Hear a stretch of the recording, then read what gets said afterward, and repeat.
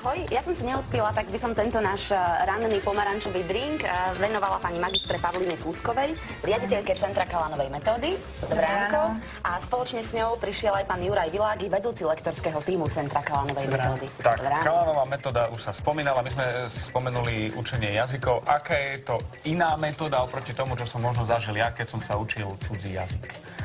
Tak Kalanová metóda je rozdielná v tom, že je založená teda hlavne na konverzácii. Je to tzv. Riadená konverzácia.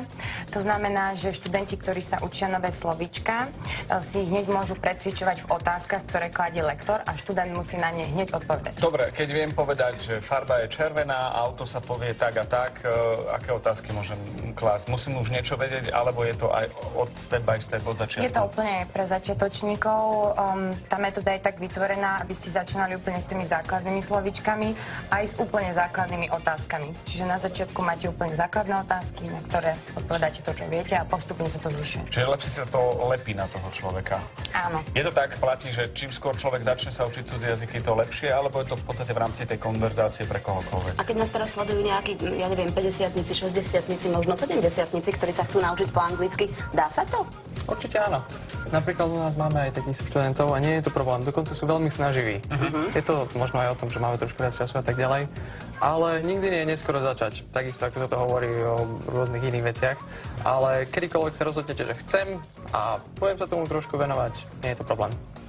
No, prešli sme si tie základy. V podstate ide o to, je to nejaká rýchlejšia metóda? Viete mi zagarantovať, že... Že o 2 mesiace Fluently. po francúzsky alebo po anglicky. Francúzsky to nepôjde. Kalanovka je presne Iba po anglicky. áno. Ale môžem vám garantovať napríklad, že budete vedieť 500 nových slov.